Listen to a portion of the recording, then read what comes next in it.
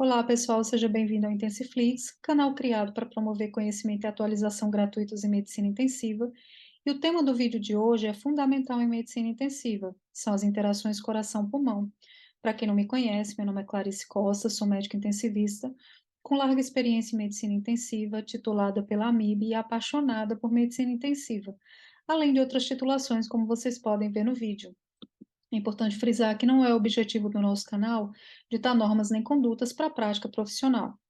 Então, no vídeo de hoje, nós vamos abordar as interações coração-pulmão, tanto em respiração espontânea quanto em ventilação mecânica com pressão positiva. Em respiração espontânea, então vamos revisar antes. Os pulmões são envolvidos pela pleura. A pleura é formada do folheto visceral e parietal. Entre esses dois folhetos, tem uma fina lâmina de líquido, que é o líquido pleural, cujo volume é controlado pelo sistema linfático, que faz uma sucção leve e contínua, e aí controla o volume de líquido pleural, além de criar uma pressão negativa, que fica em torno de -5. Essa é a pressão pleural. A pressão alveolar é a pressão de ar dentro dos alvéolos, e ela é ligeiramente positiva, fica em torno de +1. E a pressão transpulmonar é a pressão alveolar menos a pressão pleural. Então, durante a inspiração, o diafragma contrai e a musculatura intercostal externa contrai. Isso promove a expansão da caixa torácica e a queda da pressão pleural, que fica ainda mais negativa, em torno de -7,5, e da pressão alveolar, que passa a ficar negativa, em torno de -1. Isso é suficiente para que aproximadamente meio litro de ar entre nos pulmões. Durante a expiração, ocorre a contração dos retos abdominais, relaxamento do diafragma, relaxamento da musculatura intercostal externa e contração da musculatura intercostal interna. E isso faz com que a caixa torácica volte à sua posição inicial e o ar seja exalado dos pulmões, além de que também a pressão pleural e a pressão alveolar retornam aos seus patamares iniciais. Nesse gráfico aqui do Guyton, a gente pode ver bem direitinho o que eu falei anteriormente. Então, aqui, o pulmão em repouso, nós temos uma pressão pleural em torno de -5, uma pressão alveolar em torno de +1, e aí, na inspiração, a queda da pressão pleural e a queda da pressão alveolar, e o aumento do volume pulmonar. E aí, na expiração, ocorre o retorno das pressões alveolar e pleural para os seus patamares anteriores. É importante frisar que não é somente a pressão transpulmonar, as alterações na pressão transpulmonar, que vai levar ao aumento do volume pulmonar, mas uma interação entre a pressão transpulmonar e a complacência do sistema respiratório, que é a complacência pulmonar mais a complacência da caixa torácica. Então, a interação entre a complacência do sistema respiratório e a pressão transpulmonar vão definir o volume pulmonar. E o que acontece com a parte hemodinâmica durante a respiração espontânea? Na inspiração, ocorre a queda da pressão pleural. Então, essa queda se reflete também na pressão do átrio direito, que cai, favorecendo o gradiente pressão média de enchimento sistêmico menos pressão do átrio direito. Isso favorece o retorno venoso, favorecendo a pré-carga do ventrículo direito, ao mesmo tempo que a queda na pressão alveolar reduz a resistência vascular pulmonar. E isso leva a uma redução da pós-carga do ventrículo direito. Lembrando que a circulação pulmonar é uma circulação diferente da circulação sistêmica, é uma circulação de menor resistência e maior complacência.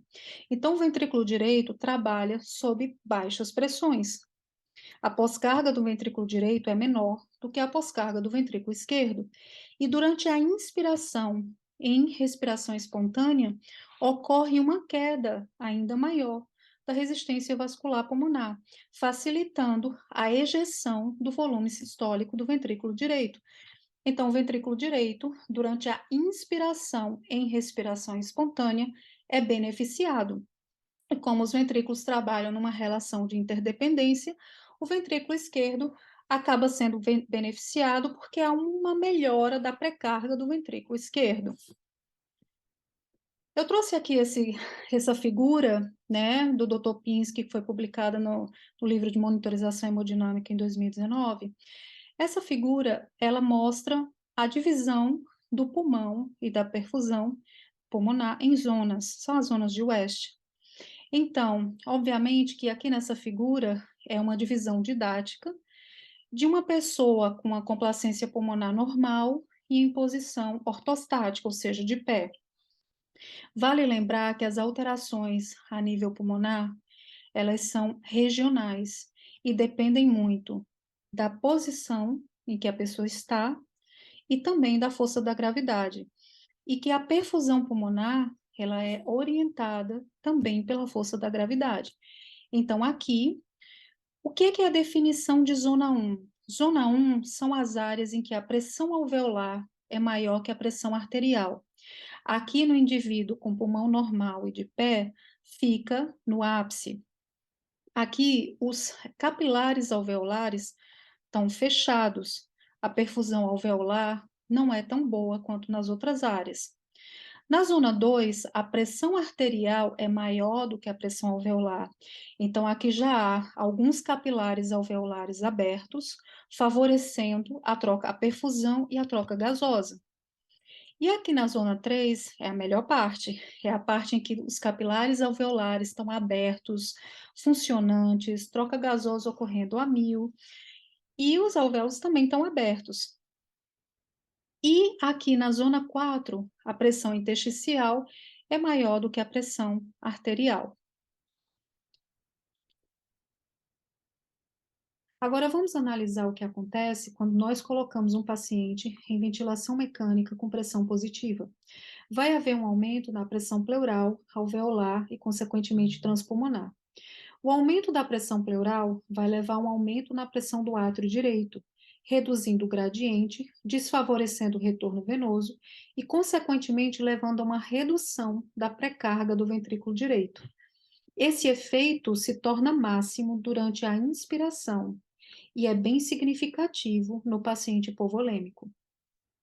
O aumento da pressão alveolar e, consequentemente, da pressão transpulmonar elevam a resistência vascular pulmonar, principalmente nas áreas de zona 1 e 2, com colapso vascular pulmonar contínuo ou intermitente. E o aumento da resistência vascular pulmonar gera um aumento na pós-carga do VD. Então, ao contrário do que acontece na respiração espontânea, o VD é desfavorecido na ventilação mecânica com pressão positiva, por ter redução da pré-carga e um aumento da pós-carga. Isso leva a uma redução no volume sistólico do ventrículo direito. Essa redução, ela se torna bem significativa no final da inspiração e vai refletir na pré-carga do ventrículo esquerdo, que reduz, e, consequentemente, no volume de ejeção do ventrículo esquerdo. Mas a pós-carga do ventrículo esquerdo reduz com o aumento da pressão transpulmonar. Por quê? O aumento da pressão transpulmonar leva ao aumento da pressão pericárdica, que sobrepuja a pressão transmural do ventrículo esquerdo e da porção intratorácica da aorta. Isso leva a uma redução da pós-carga do ventrículo esquerdo. Então, é o racional para que quando a gente tem um paciente com déficit de contratilidade importante, hipervolêmico, por exemplo, um paciente com insuficiência cardíaca descompensada, hipervolêmico, com edema pulmonar, quando a gente coloca esse paciente em ventilação mecânica não invasiva, vai favorecer o ventrículo esquerdo. Por quê? Porque vai diminuir a pós-carga e vai reduzir a pré-carga. Então, isso vai ajudar no manejo desse paciente. Mas o aumento da pressão transpulmonar no paciente hipervolêmico pode até aumentar temporariamente, transitoriamente, a pré-carga do ventrículo esquerdo. Por quê? Porque às vezes fica sangue represado ali na circulação pulmonar. E o aumento da pressão transpulmonar pode fazer espremer esse sangue, um squeeze desse sangue, e aumentar transitoriamente ali a pré-carga do ventrículo esquerdo, mas não é tão significativo quanto a redução da pré-carga pela redução do volume sistólico do ventrículo direito. É importante frisar que todas essas consequências aqui, elas não são sozinhas. E a repercussão de tudo isso vai depender da interação, da elevação dessas pressões, junto com a condição clínica do paciente, a volemia, a posição em que o paciente está, se em decúbito dorsal, se em decúbito ventral, se com decúbito mais elevado, também em relação à complacência pulmonar e à complacência da parede torácica. Então, todos esses efeitos que eu acabei de passar para vocês vão ser fruto da interação de todos esses componentes. E aí eles serão mais significativos ou menos significativos. E o conhecimento de todas essas interações são fundamentais para o manejo dos nossos pacientes.